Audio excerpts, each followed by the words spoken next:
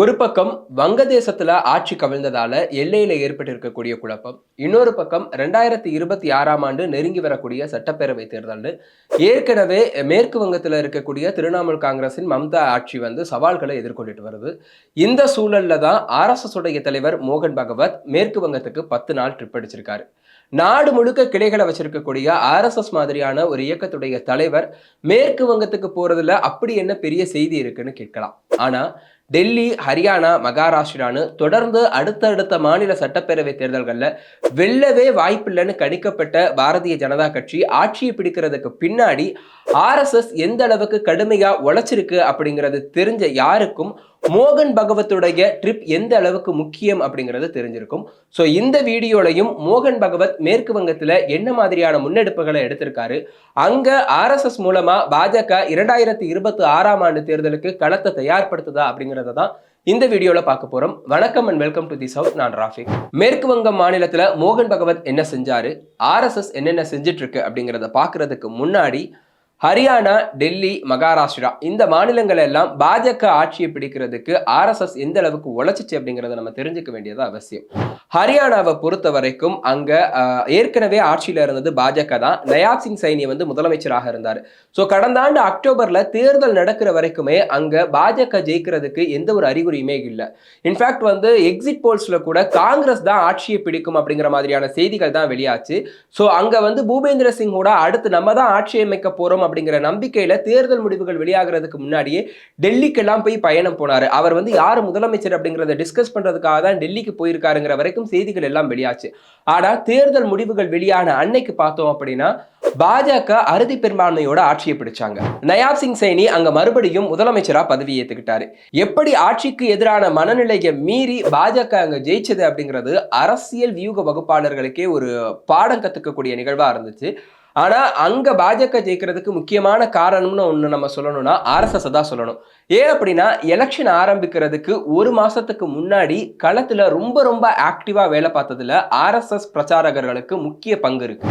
RSS பொறுத்த வரைக்கும் அங்க டோலிஸ்னு ஒண்ணு இருக்கு. டோலிஸ் அப்படின்னா ஸ்மால் மீட்டிங், அதாவது சிறிய கூட்டங்கள்னு அர்த்தம். இவங்க என்ன பண்ணுவாங்க அப்படின்னா மக்கள் மத்தியில ஒரு கருத்துருவாக்கத்தை உருவாக்குறது தான் இவங்களுடைய வேலையை. ஒரு ஒப்பீனியனை ஷேப் பண்ணி அதை செட் பண்றது தான் வந்து இந்த டோலிஸுடைய வேலையை. இவங்க என்ன பண்ணுவாங்கன்னா ஒவ்வொரு கிராமமாக போய் ஒரு மாநிலத்தில் இருக்கக்கூடிய மூலை முடுக்கெல்லாம் நுழைஞ்சு அங்க இருக்கக்கூடிய மக்கள் கிட்ட பேசி, அங்க இருக்கக்கூடிய குடும்பங்கள் கிட்ட பேசி ஆட்சியை பத்தின ஒரு பிம்பத்தை வந்து உருவாக்குவாங்க. அங்க ஆட்சியில இருக்கிறது பாஜகவுடைய ஆட்சி அப்படின்னா ஒரு நல்ல பிம்பத்தையோ, இல்ல எதிர்கட்சியுடைய ஆட்சி இருந்துச்சு அப்படின்னா ஒரு மோசமான பிம்பத்தையோ உருவாக்குவாங்க. ஆனா இவங்க பண்ற முக்கியமான வேலை என்ன அப்படின்னா அந்த மீட்டிங்கை முடிச்சுட்டு போகும்போது இவங்களுக்கு பாஜகவுக்கு ஓட்டு போடுங்கணும், இல்ல பாஜகவுடைய கூட்டணி கட்சிகளுக்கு ஓட்டு போடுங்கணும் ஒருபோதும் கேட்கறது கிடையாது. அவங்க வெறும் கருத்துருவாக்கத்தை மட்டுமே பண்ணிட்டு அங்க இருந்து போயிருவாங்க. அவங்க போனதுக்கு பின்னாடி அந்த கூட்டத்தில் இருக்கக்கூடிய மக்களுடைய யோசனை என்ன ஆகும், ஆமல்ல நம்மளை சுத்தி இதெல்லாம் நடந்துட்டு இருக்கு, சோ இதெல்லாம் சரி பண்ணணும் அப்படின்னா இவங்களுக்கு எதிரான ஒரு குரூப்புக்கு தான் நம்ம ஓட்டு போடணுங்கிற மாதிரி அவங்களுடைய மைண்ட் செட் வந்து மாறிடும். சோ அப்படிதான் வந்து பாஜகவுக்கு இவங்க வந்து ஓட்டை வந்து கல்டிவேட் பண்ணியிருக்காங்க. ஹரியானால அக்டோபர் மாசம் எலெக்ஷன் நடக்குது அப்படின்னா அந்த எலெக்ஷன் நடக்கிறதுக்கு ஒரு மாசம் முன்னாடி மட்டும் 1,25,000 டோலிஸ் மீட்டிங்கை வந்து ஆர்எஸ்எஸ் வந்து நடத்தி காமிச்சிருக்கு வெற்றிகரமா. இதே மாதிரி மகாராஷ்டிராவிலையும் சம்பவம் நடந்திருக்கு. ஏற்கனவே வந்து மக்களவை தேர்தல் நேரத்துல அங்க மகாயுதி கூட்டணி, அதாவது பாஜக, ஏக்நாத் ஷிண்டே தலைமையிலான சிவசேனா, அஜித் பவார் தலைமையிலான தேசியவாத காங்கிரஸ் கட்சிக்கு எதிரான ஒரு மனநிலை இருந்துச்சு. கட்சியை உடைச்சிட்டாங்க. மூத்த தலைவர்களான உத்தவ் தாக்கரே மற்றும் சரத்பவாரை வந்து நடுத்தரில் நிறுத்திட்டாங்கன்னு இந்த கூட்டணிக்கு எதிராக மிகப்பெரிய ஒரு மனநிலை வந்து மக்கள் மத்தியில் இருந்தது. ஸோ எலெக்ஷன்ல சட்டப்பேரவை தேர்தலையும் அது எதிரொலிக்கும்னு ரொம்பவே எதிர்பார்க்கப்பட்டது. ஆனா தேர்தல் முடிவுகள் முழுக்க முழுக்க ஆப்போசிட்டா மாறி போச்சு. இதற்கு முக்கியமான காரணம்னு நம்ம சொல்லணும் அப்படின்னா ஆர்எஸ்எஸ் தான் சொல்லணும். ஏன் அப்படின்னா ஆர்எஸ்எஸ் மக்களவை தேர்தல் நேரத்துல மகாராஷ்டிரால இறங்கி வேலை பார்க்கல. ஆனா சட்டப்பேரவை தேர்தல் நேரத்துல மக்களவை தேர்தலுடைய முடிவுகள் எதிரொலிச்சிடக்கூடாது, அதே மாதிரியான ஒரு ஆதரவு அலை வந்து இந்த முறை மகாவிகாஸ் அகாடி கூட்டணிக்கு போயிடக்கூடாது அப்படிங்கிறதுல தேவேந்திர பட்னாவிஸ் ரொம்பவே உறுதியா இருந்தாரு. ஸோ அதனாலதான் அவர் 1க்கு 3 முறை வந்து ஆர்எஸ்எஸ் தலைவர்களை சந்திச்சு எங்களுக்காக பிரச்சாரத்தை நீங்க முன்னெடுக்கணும் அப்படிங்கறத கோரிக்கையாவே முன் வச்சாரு. இதற்கு பின்னாடி மகாராஷ்டிரா மாநிலத்திலையும் கூட ஆர்எஸ்எஸ் வந்து இந்த டோலி மீட்டிங்கை வந்து நடத்துறாங்க. அந்த டோலி மீட்டிங்ல அவங்க முக்கியமா வச்சுக்கிட்ட கருத்துக்கள் என்னன்னு பார்த்தோம்னா தேச நலன், இந்துத்துவம், நல்லாட்சி, வளர்ச்சி இத பத்தி மட்டுமே அவங்க வந்து தொடர்ந்து பேசிட்டு இருந்தாங்க. ஆனா ஒருபோதும் அவங்களுடைய மீட்டிங்ஸ்ல வந்து நீங்க இந்த கட்சிக்கு ஓட்டு போடுங்கன்னு சொல்ல கிடையாது. இது எந்த அளவுக்கு வளர்ந்துச்சு அப்படின்னா, ஒவ்வொரு ஊர்லயும் வந்து ஆர்எஸ்எஸ் காரங்க வந்து ஒரு 2, 3 பேர் சேருவாங்க. அந்த 2, 3 பேரு அங்க இருக்கக்கூடிய மத்த ஒரு 4, 5 பேர் கூட பேச்சுவார்த்தை குடுக்குறது. அதற்கப்புறம் அந்த ஊர்ல உள்ளூர் ஆர்எஸ்எஸ் நிர்வாகிகளோட சேர்ந்து சாதகமான குடும்பங்கள போய் பார்த்து அவங்க மத்தியில பேச்சுவார்த்தை நடத்துறது. இந்த மாதிரி பேசியே ஒரு கருத்துருவாக்கத்த வந்து உருவாக்கிட்டாங்க. இந்த கருத்துருவாக்கம் தான் கடைசியில வந்து மகாவிகாஸ் அகாடி கூட்டணிக்கு எதிராகவும் மகாயுதி கூட்டணிக்கு ஆதரவாகவும் மாறுச்சு. அதுவும் கொஞ்ச நெஞ்ச ஆதரவு கிடையாது. 230 தொகுதிகளுக்கு மேல மகாயுதி கூட்டணி ஜெயிக்கிற அளவுக்கு ஒரு அமோகமான ஆதரவா மாறுச்சு அப்படின்னா அதுக்கு ஆர்எஸ்எஸ் முக்கியமான காரணம். இதற்கப்புறமா நம்ம ஒரு 2 வாரத்துக்கு முன்னாடி நடந்த டெல்லி எலெக்ஷனை பார்த்தாலும் அங்கேயும் ஆரம்பத்துல இருந்தே ஆம் ஆத்மி கட்சிக்கு ஆதரவாக தான் அலை வீசுது. ஆம் ஆத்மி கட்சியுடைய நல்லாட்சி தான் இந்த முறையும் தொடரும் அப்படின்னு தான் மீடியாக்கள்ல இருந்து எல்லாருமே வந்து கணிப்புகளை வெளியிட்டு இருந்தாங்க. இன்ஃபேக்ட் வந்து பாஜகவே கூட பெரிய அளவுக்கு ஆரம்பத்துல வந்து டெல்லி எலெக்ஷன்ல இன்ட்ரெஸ்ட் காமிக்கல. ஆனா ஆர்எஸ்எஸ் டெல்லி தேர்தல்ல களம் இறங்கினதுக்கு பின்னாடி அங்க வந்து இமேஜே டோட்டலா மாறுச்சு. ஆர்எஸ்எஸ் இங்கேயும் டோலி மீட்டிங் நடத்தினாங்க. ஆனா அதுக்கு பேரு டிராயிங் ரூம் மீட்டிங்னு மாத்திக்கிட்டாங்க. இங்க என்ன நடந்துச்சு அப்படின்னா அங்க இருக்கக்கூடிய லோக்கல் இஷ்யூஸை மட்டுமே மையப்படுத்தி பிரச்சாரத்தை நடத்திருக்காங்க. எந்த அளவுக்கு அப்படின்னா யமுனை நதியை வந்து சுத்தப்படுத்துறது, ஏர் பொல்யூஷன், அங்க இருக்கக்கூடிய சாலை வசதிகள், இந்த மாதிரி வந்து அல்ட்ரா லோக்கல் இஷ்யூஸ்க்கு மட்டுமே இம்பார்ட்டன்ஸ் கொடுத்து மக்கள் மத்தியில ஒரு கருத்துருவாக்கத்தை வந்து ஆர்எஸ்எஸ் வந்து உருவாக்கி இருக்கு. ஸ்பெசிபிக்கா சொல்லணும் அப்படின்னா துவாரகா அப்படிங்கிற ஒரு ரீஜியன்ல மட்டுமே ஆர்எஸ்எஸ் 500 டிராயிங் ரூம் மீட்டிங்ஸ் வரைக்கும் நடத்தினதா பத்திரிகைகள்ல வந்து ரிப்போர்ட் ஆயிருக்கு. ஸோ இந்த அளவுக்கு ஆர்எஸ்எஸ் தீவிரமா உழைச்சது தான் இந்த 3 மாநிலங்கள்லையும் பாஜக ஜெயிக்கவே வாய்ப்பில்லைங்கிற நிலைமையில இருந்து அமோக வெற்றி பெறுவதற்கு காரணமா இருந்தது. ஸோ இப்ப அதே ஃபார்முலாவை வெஸ்ட் பெங்காலுக்கும் எடுத்துட்டு போறதுக்கு பாஜக ரொம்பவே ரெடியா இருக்காங்க. அதனுடைய ஒரு நீட்சி தான் மோகன் பகவத் வந்து ஓராண்டுக்கு முன்னாடியே சட்டப்பேரவை தேர்தல் நடக்கிறதுக்கு ஓராண்டுக்கு முன்னாடியே மேற்கு வங்கத்துக்கு 10 நாள் பயணமா போயிருக்கிறது. வெஸ்ட் பெங்கால் பொறுத்த வரைக்கும் பாஜகவுக்கு நீண்ட ஆண்டுகளாக சவாலாக இருக்கக்கூடிய ஒரு மாநிலம். இங்க எப்படியாச்சும் ஆட்சியை பிடிச்சிடணும் அப்படிங்கிறதுல பாஜக ரொம்பவே குறியா இருக்காங்க. 2019 வெஸ்ட் பெங்கால்ல நடந்த அந்த மக்களவை தேர்தல் நேரத்துல பாஜகவால 18 தொகுதிகள் வரைக்கும் கைப்பற்ற முடிஞ்சது. ஆனா 2024 நடந்த மக்களவை தேர்தல அது 12 தொகுதிகளா குறைஞ்சு போயிருக்கு. அவங்களுடைய ஓட் ஷேரும் கூட 2 விழுக்காடு குறைந்து 38 விழுக்காடா தான் இருக்கு. அதே நேரத்தில் 2019ஆம் ஆண்டு வெறும் 12 தொகுதிகள்ல மட்டுமே ஜெயிச்சிருந்த திரிணாமுல் காங்கிரஸ் கட்சி இப்போ 2024 மக்களவை தேர்தலில் வந்து 22 தொகுதிகளில் ஜெயிச்சிருக்காங்க. அவங்களுடைய ஓட் ஷேர் வந்து 2% வந்து அதிகமாயிருக்கு. தொடர்ந்து ஆட்சியில இருந்தாலும் கூட மம்தா ஆட்சிக்கு எதிரான மனநிலை அங்க உருவாகலையோ அப்படிங்கிற மாதிரியான ஒரு பிம்பத்தை தான் இது உருவாக்கி இருக்கு. ஆனா ஆர்எஸ்எஸ் வந்து வாக்காளர்களுடைய இந்த மனநிலைக்கு டோட்டலா எதிராக இருக்காங்க. அதாவது மம்தா அரசுக்கு எதிரான மனநிலையை பாஜக தான் வந்து தங்களுக்கு சாதகமா பயன்படுத்தி கொள்ள தவறிருச்சு அப்படிங்கிறது ஆர்எஸ்எஸ் உடைய முழு குற்றச்சாட்டா இருக்கு. இன்னொரு பக்கம் இடதுசாரி மற்றும் காங்கிரஸ் கட்சிகளுடைய கூட்டணியும் மம்தா அரசுக்கு எதிரான மம்தாவுக்கு எதிரான மனநிலையால உருவான அந்த ஓட்டுக்களை வந்து பிரிச்சுட்டாங்க அப்படிங்கிறதும் ஆர்எஸ்எஸ் உடைய குற்றச்சாட்டு. இப்போ பாஜக அமைப்பு ரீதியான ஆர்கனைசேஷனல் எலெக்ஷன்ஸ் வந்து நாடு முழுக்க நடந்துட்டு இருக்கு. ஸோ ஒவ்வொரு மாநிலத்திலையும் எவ்வளவு புதிய தொண்டர்களை இணைக்கணும் அப்படிங்கிற ஒரு டார்கெட் வச்சு பாஜக வந்து ஓடிட்டு இருக்கு. ஆனா மேற்கு வங்கத்துல ஜனவரி மாதம் வரைக்கும் அவங்களுடைய டார்கெட்டை வந்து அச்சீவ் பண்ண முடியாத நிலைமை தான் இருக்கு. இதையும் கூட ஆர்எஸ்எஸ் வந்து ரொம்ப கடுமையா விமர்சிச்சிருந்தது. எந்த அளவுக்கு அப்படின்னா மம்தா பானர்ஜி மாதிரியான ஒரு கரிஸ்மா மிக்க ஒரு தலைவரை வந்து பாஜக உருவாக்க தவறிருச்சு.